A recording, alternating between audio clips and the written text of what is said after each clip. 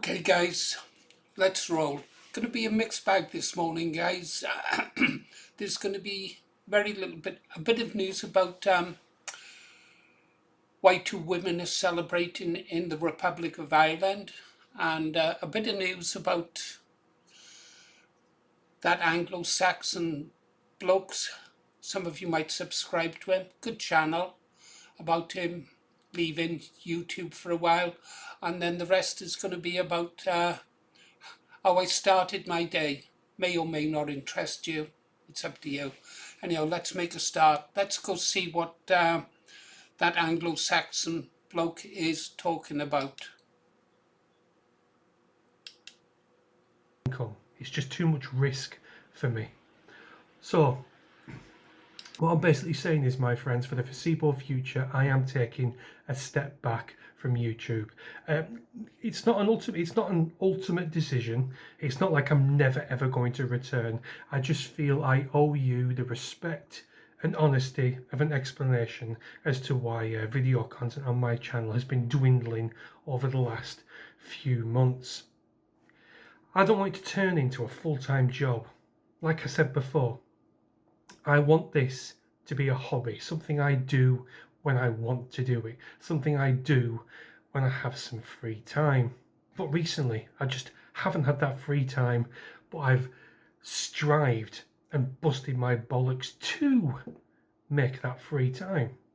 The couple of live streams I did over Christmas was much better for me. I could do a live stream and then not touch YouTube again for about 4 or 5 days, because I've done my bit. I've spoken to you guys, I've given you my thoughts on the issues of the day, that kind of a thing. But doing videos on an almost daily basis, I don't want it, I don't like it, and I don't think I need it in my life, my friends.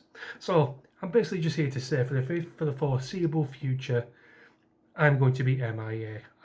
I just don't have the get up and go, or the I don't know, I don't want it anymore, my friends. I don't want to do it anymore. I don't want to depress myself with issues of the day, of this country, the newspapers, Twitter posts.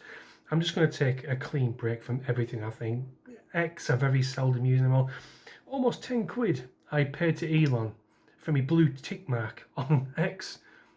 And I'm seldom use it because it fucking depresses me. And I don't want to hear about it.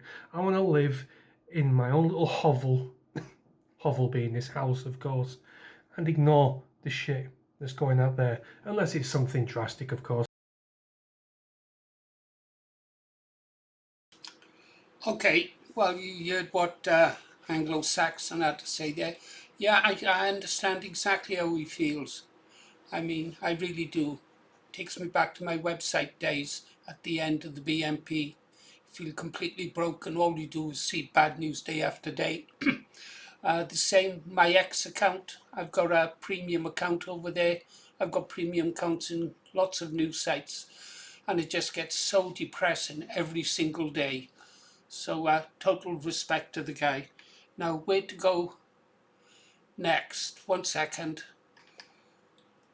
Okay, I was up at 5 o'clock this morning. I went to bed at 12.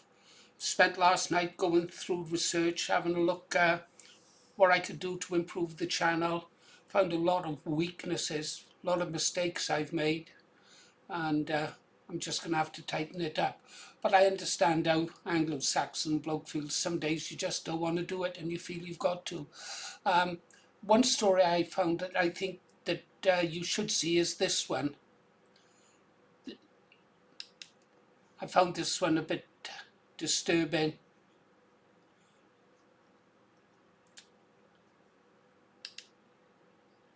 Looking so absolutely ecstatically happy and excited. What are they celebrating? What's the big occasion? Well, I'll tell you what the big occasion is. And this was put out by one of these women on social media. It's a completely public thing, and it was put out so that the public could see it. And they are celebrating one of the ladies there. And I use lady very loosely because she's not a lady. They are celebrating. They're a lesbian couple, a married lesbian couple. They're celebrating that one of these women has performed 300 abortions in the last year.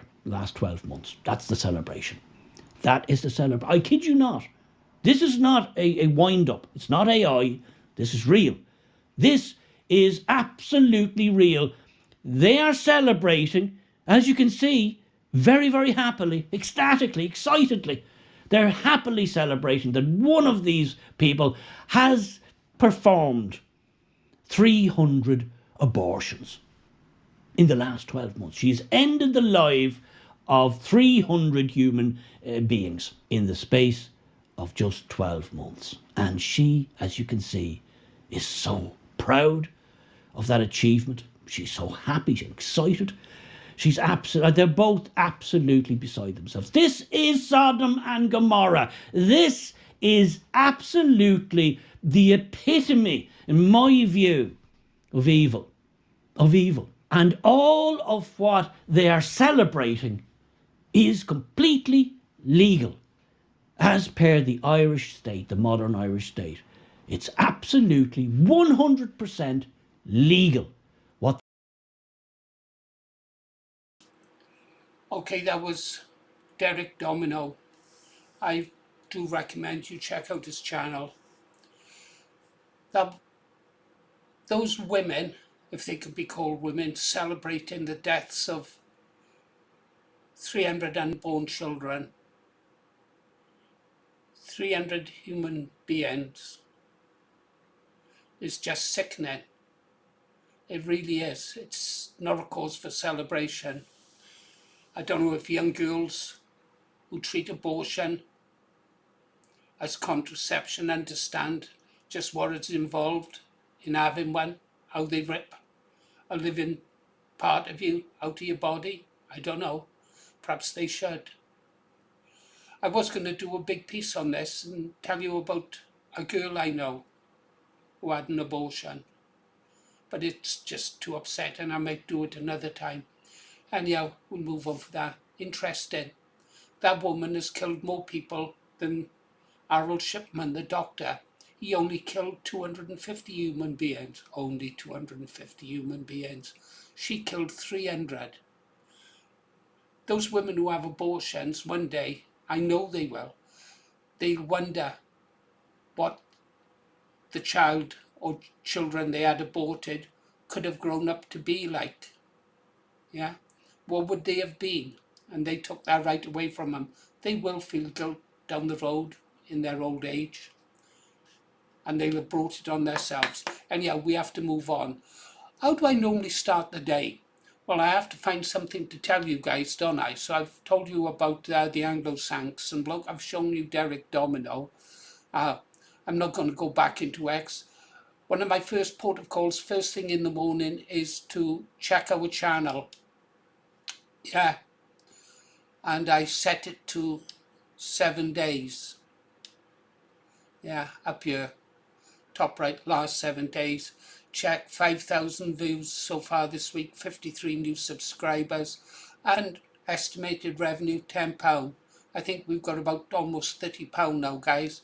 Although with what's happening in that dispute between Danny Tomo and Save the Colours, I don't know what to do about that. I don't know who to believe. I'm leaning towards Danny, but don't know enough. Anyhow, let's have a look here. How did I spend last night? Worrying about these figures that you see here. Okay? 28.7. That's just not good enough for a YouTube to be considered a success, according to YouTube metrics. It should be around about the 35 mark. If you can get above 50%, you know, that's a good one. Okay, so you can see very few of them are reaching that, which means that I'm not holding your attention, guys, and it'll be the same on this video. So I've been looking into the problems and why that is happening, and I can understand why. All right. Anything else on here worth saying? Let's have a look. For example, here we go. I use a good example. On the right, the image of the girls dancing, war paint. A nice little video. I like that one. People are watching it. 5% is good. Anything above 5% is good. well, anything above 3% is good, really, but 5% is good. I've had sometimes as high as 10%, which is excellent. But as it says here, people are choosing to watch this video more often than your other videos, but they aren't watching for as long. So it didn't hold your attention. Not much I can do about that. Only get better. Then the next thing I do, guys, is I go over to here and I just go through everything, every single bit of news, and I skip read them, looking for something that I think is different or interests me enough to write about. I always check Reform, see what they're up to.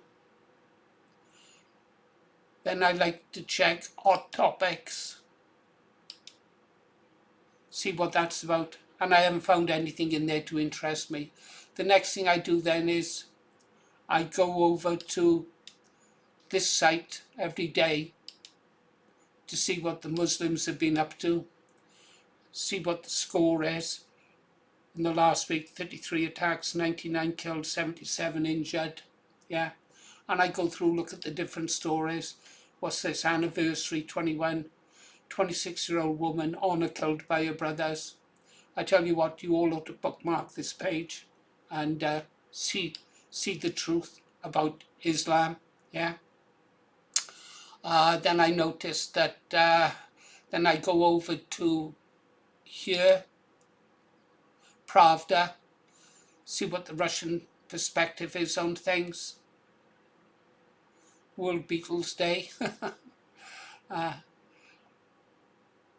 You can see the kind of stuff that I'm reading. Look at world's greatest president, President Putin. Yeah, you might disagree, but if you're disagreeing with me, that's because you don't know enough about the man or the way the world works.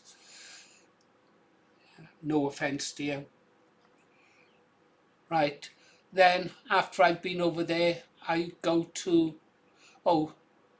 check the latest news over on the Epoch Times. Nothing grabbed me there. Yeah. Yeah.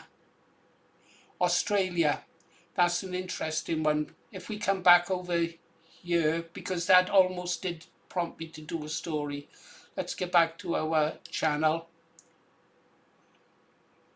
Scrolling down to this one, showing the image of HMS Bulwark that I used yesterday. That's HMS Bulwark in Brisbane, okay? In 1966. Might have been 67, but I'm pretty sure that was 1966. I was on board her in Australia. Well, when I was in Australia, I got invited to, when a warship goes to a foreign port, the crew normally get invited to different places and you get farmed out to families. You virtually more or less have to go. And I was sent off to an Australian family. Don't forget, I'm 16. And they made my life hell for 2 days, grilling me about immigration into Australia and why a white-only Australia was wrong. Yeah, and I'm 16, and I really haven't got a clue to be arguing with bloody adults at that age. I joined the Navy at 15. I was starting to become politically aware, but they made my life hell for 2 days about why Australia should have uncontrolled immigration. And that led me to this thing here. I don't know if you can see it. Abolition of White Australia Policy. Yeah, it's a bloody good read, but what I found interesting in this, and so you can imagine every day I'm doing a lot of reading. Second World War. After the outbreak of hostilities with Japan, Prime Minister John Curtin reinforced the philosophy of the White Australia policy, saying, "This country shall remain forever the home of its descendants, of those people who came here in peace in order to establish the South Seas as an outpost of the British race." Okay? Well, you know what has happened to Australia, haven't you? It's a bloody mess. They're having the same problems that we are. And so I was going to do something about that. And then I thought, no, I know what I'm going to do. I'm going to do what I've just done, and then I'm going to go over here and I'm going to watch Endeavour. If you don't watch Endeavour, I'm watching it on ITVX. I can't remember the last time I switched on the television. Everything's on my PC. I'm going to watch an episode of Endeavour, which is the forerunner to Morse, one of the greatest detective series out there, if you like that kind of thing. But for now, every day, that's what I do. Oh, I could have shown you this. Might as well. Bear with me. Go to our community. Switch this off. I get comments like this.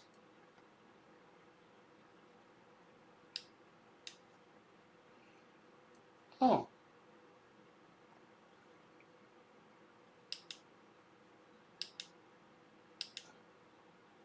Why waste 2.5 minutes with all that waffle do? Why do I waste time with it? Because I'm doing this video and making this channel is for fun, if you like, or because I want to.